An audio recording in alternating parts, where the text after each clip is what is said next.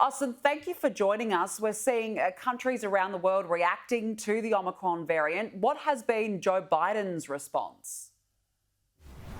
Well, the president yesterday laid out an entirely new plan for this winter and tackling COVID cases this winter. Although it doesn't go as far as some people say he could go, they're really pushing the message that this variant is a concern, but it's not cause for panic. So this strategy essentially lays out ways that they can go a little bit further from what they've already done, encouraging boosters, making tests free for insured Americans, distributing tests around the country, tightening travel restrictions. So the president has laid out this new plan, and again, the message is that we've encountered variants before, like Delta, and we're just using those tools that we already have and boosting them a little bit for this new variant that we don't quite know much about yet. You mentioned travel restrictions. What does this mean for tourists or anyone trying to enter the US? Will there be restrictions imposed on them? Yeah, so you'll remember that the US just recently, just in November, opened up travel to for vaccinated travelers from people around the world. But the requirement there was a test within 3 days of getting on your plane. Now it's the requirement is a test within 1 day. So just really tightening up those restrictions to make sure people are getting tested right before they travel and trying to reduce that spread. All right, let's move on to another topic now. The supply chain issues are continuing across the US. We've seen these really fascinating pictures of a backup of cargo ships, particularly off the coast of California. Can you explain to us how dire this situation is now?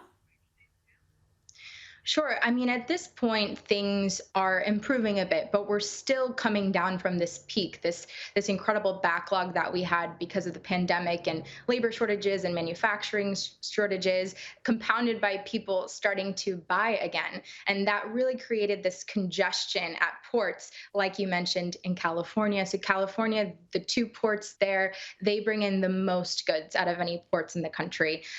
So the thing is now that the Biden administration has really worked to clear some of that backlog at the ports, we're starting to see some movement there.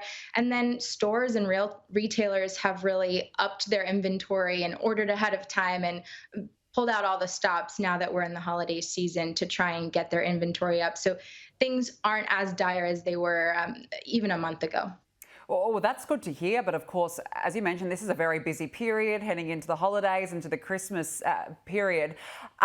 Is this going to create any disruptions for people trying to get their gifts or try to get their presents as soon as possible? I think it's become about being creative for both retailers, small businesses, and shoppers too, knowing that if they can't get something here, they might have to go here. It is causing disruption, certainly. But like I said, for example, major stores this week, like Walmart, major retailers like Amazon, grocery stores, they said they're really prepared. They've stocked their shelves and they're ready for this season. Meanwhile, there are still a lot of products that you just can't quite get. So it's about finding what you can get or where you can get it. But again, stores have really tried to boost their inventory, and it is up from last year. Oh, well, that's good to hear then, and fingers crossed it all goes well. Now, just finally, look, this is a real fascinating one, the case that could potentially unravel the right to abortion in the US. Where is it at, and how divisive has this been?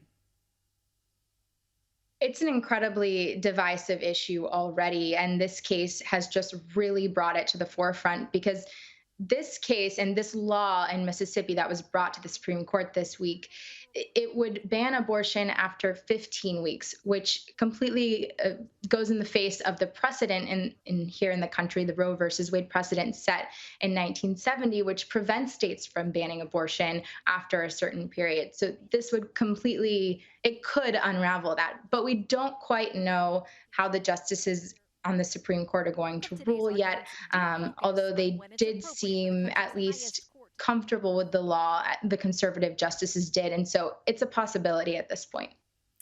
Well, it's certainly a fascinating case and one that could set a precedent. Austin Landis, we have to leave it there. Thank you so much for joining us this morning. Thank you.